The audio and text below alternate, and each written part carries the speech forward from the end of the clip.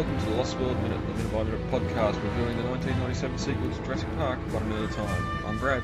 I'm Dave. And this week we're discussing Minute 8 of The Lost World. How are you going, Dave? I'm doing great. I mentioned that I also ordered the Lost World storybook. I'd never actually heard of it, and I've never actually read it.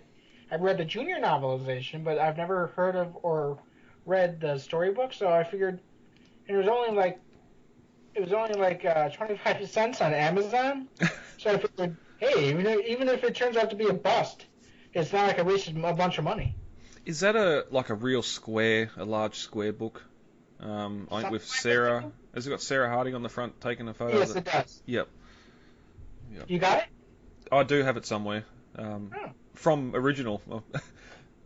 A lot of sort of that Lost World books, that and the new junior novelization I did get back in '97 when the film. I'm pretty sure it was all released before the film came out, and I was eating up everything Lost World back then. Even the crazy folders and clipboards and stationery with the weird psychedelic colours they used.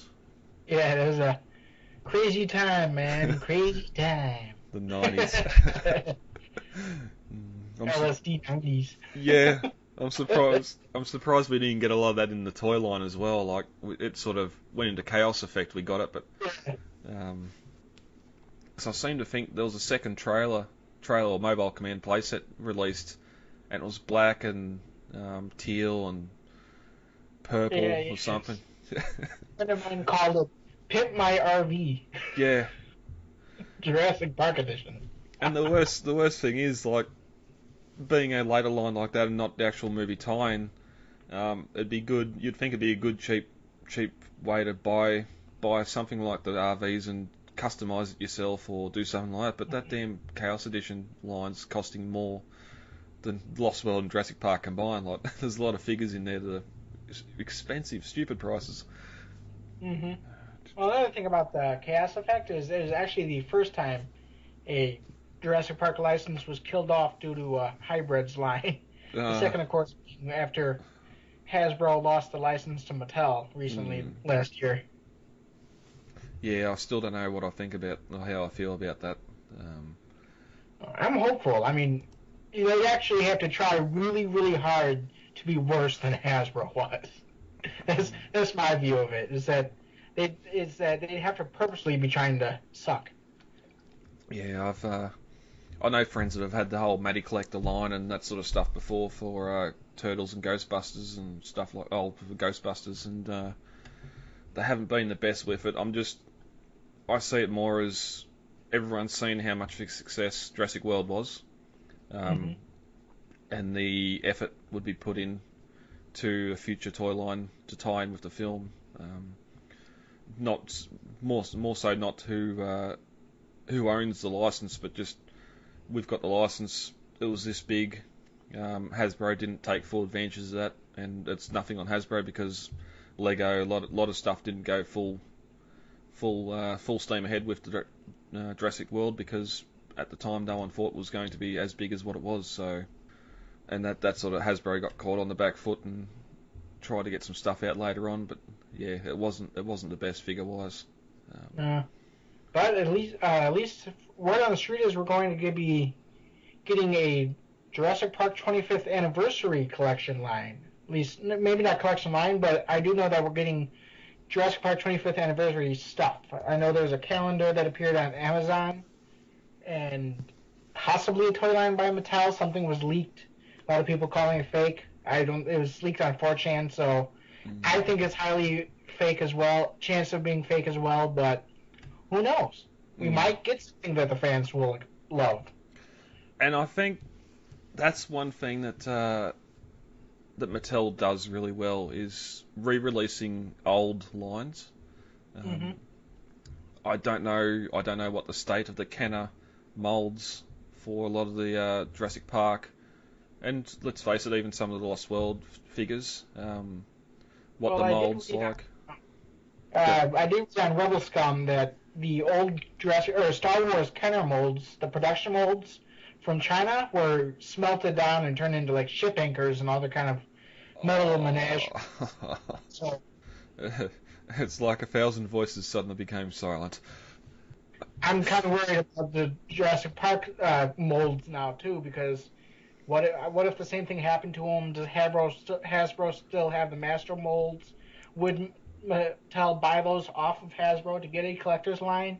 Because we know that at least the Bull T-Rex mold, which was something originally crafted for the first Jurassic Park movie with the Gulper T-Rex, but never released, was and they still had the Bull T-Rex line all the way till 2009 when they released that retooled toy version of it in the Jurassic Park Dinosaurs line, but we don't know whatever happened to it after that. Do they still have it?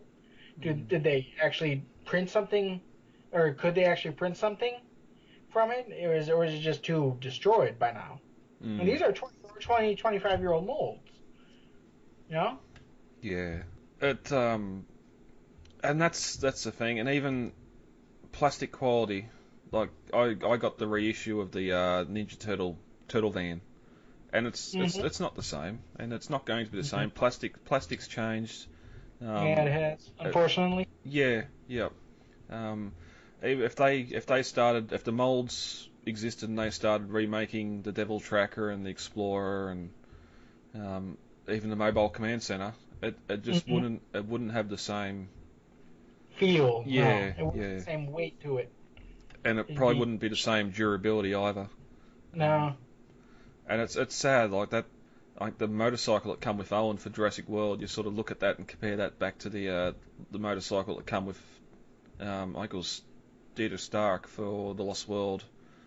I never had that vehicle, so I couldn't compare. But I do admit, I think the motorcycle for not the Owen figure was so in quality, but the motorcycle was not half bad. I don't think. But like I said, I never had the Lost World one to compare. Yeah, I haven't got it in hand at the moment, but I'm pretty sure it's got like mud detail painted on it. Oh yeah, it does. Yeah, it does. And it's just little things like that really set the figure off. Yeah, it really brings it to life.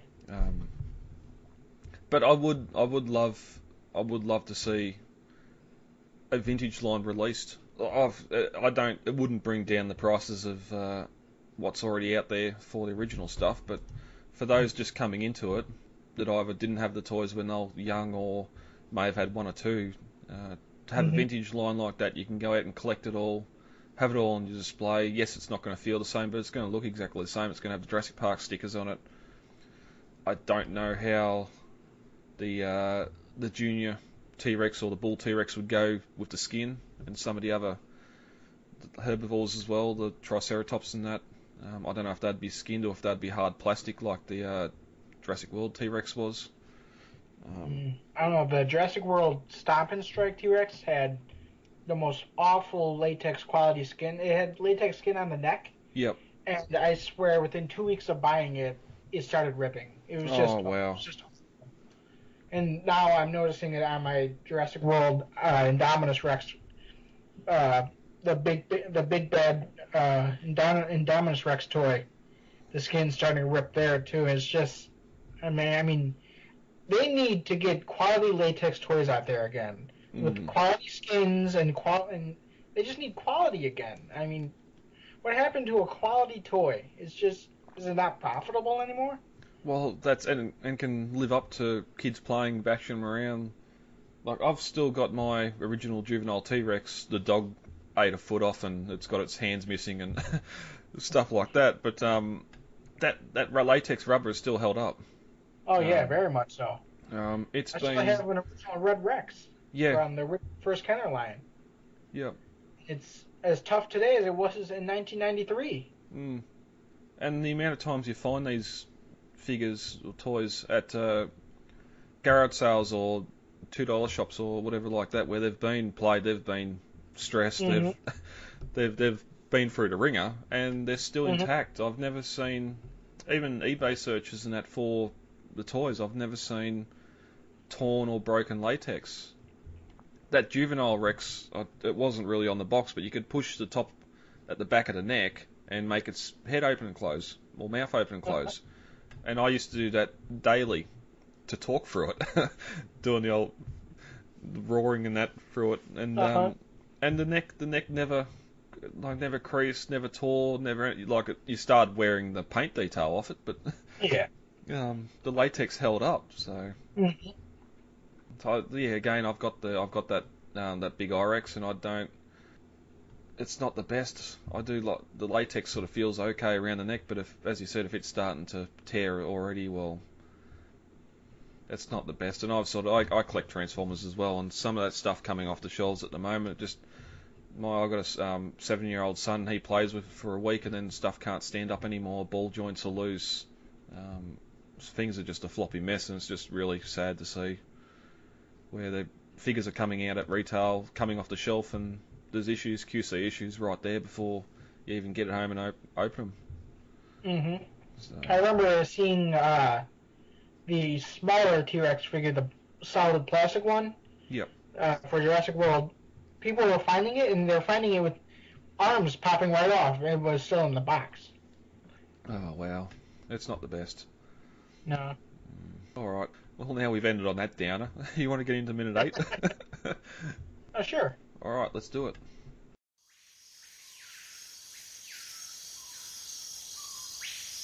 As the 7th minute of The Lost World ended, Peter Ludlow asked Malcolm if he was here to share some campfire stories with his uncle, and began signing paperwork. As the 8th minute of The Lost World starts, Ludlow asks Malcolm if everyone that chose to sign non-disclosure agreements done it nefariously. At 7 minutes and 7 seconds, Ludlow mentions Lex and Tim, and Malcolm tells him to leave them out of it, and it's not a game. At 7 minutes and 11 seconds, Ludlow tells Malcolm that before he went to the island he signed a non-disclosure agreement, which expressly forbid him from saying anything that he's seen or heard while on the island. At 7 minutes and 20 seconds, Malcolm comes back at Ludlow with the InGen lied and twisted the facts about the deaths of 3 people, and putting misinformation out to the public, which discredited Malcolm and hasn't been the best for his career. At 7 minutes and 38 seconds, Ludlow recalls that Malcolm's university revoked his tenure for selling wild stories to the press. Malcolm counters with he never took a cent and he told the truth. At 7 minutes and 45 seconds, Ludlow answers Malcolm's version of the truth. Malcolm replies with there aren't any versions of the truth and that InGen can't keep on spewing out misinformation. At 7 minutes and 50 seconds, Ludlow responds that InGen is his responsibility now, Doctor, and he'll jealously defend its interests. At 7 minutes and 56 seconds, Malcolm replies, your responsibility? What about Mr. Hammond? Ludlow replies, it's the board of directors that he must look to and not his uncle. And this ends minute 8 of The Lost World. Alright, so this is minute 8 is pretty dialogue heavy. We got Malcolm going back and forth about what happened post Jurassic Park. Malcolm telling the Washington Post and the Skeptical Inquirer about the island and the dinosaurs. And InGen apparently masking or hiding the deaths or the reason why 3 people died on the island. Before we go into what's being said back and forth, it's interesting.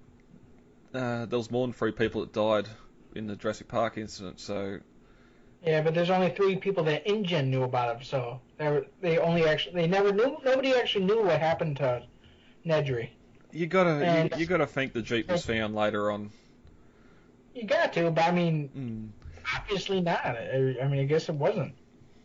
Well, it depends too. If they found the Jeep and the door open, and he was never seen of again, unless a body was found, and then yes, he could have been just, like for a better word, missing in action.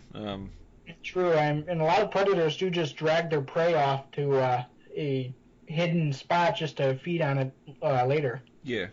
Yeah. So it's possible that anything. It was never found. They would have seen the missing embryos, you'd imagine. So they'd think he's got the embryos and left. That was covered in mud, in about a foot of mud. Remember? It fell and then the mud started covering it up. Yeah. Yeah, that was Nedry, and I think the gatekeeper too. Well, that wasn't part of that incident. That was before and was already being investigated. Yeah. Which is why the gatekeeper wasn't included in the lawsuits for that boardroom scene. They all signed non-disclosure agreements, which would make sense. I'm pretty sure in the novel that's stated pretty heavily as well. That they weren't allowed to discuss anything they saw while on the island. Malcolm sort of was angry because InGen twisted the facts surrounding the deaths of the three people, stuffed misinformation down the people's throat, and made Malcolm look like a nutter. Disproved his stories, and I don't know. I suppose in the court of popular opinion, he wouldn't be getting too many jobs if he was going around telling people that dinosaurs are on the island and InGen's full of crap. Well, frankly, when you think about it, Malcolm was actually their InGen was pretty easy on Malcolm, because a lot of times, if you break a non-disclosure agreement, you can be sued up to the wazoo.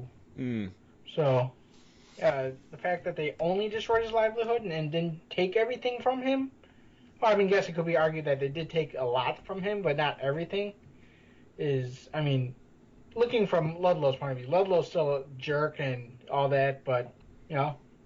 Yeah, like Ludlow is very corporate here. Like, even some of his dialogue, went to the island, you explicitly forbade you from discussing anything you saw instead of forbid or anything like that. Made a generous compensatory offer for your injuries. That's pretty much from the business book. But he got a payoff for his injuries, and Malcolm didn't really like that.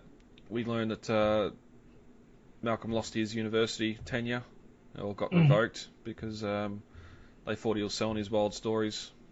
And Malcolm claims he didn't take a cent.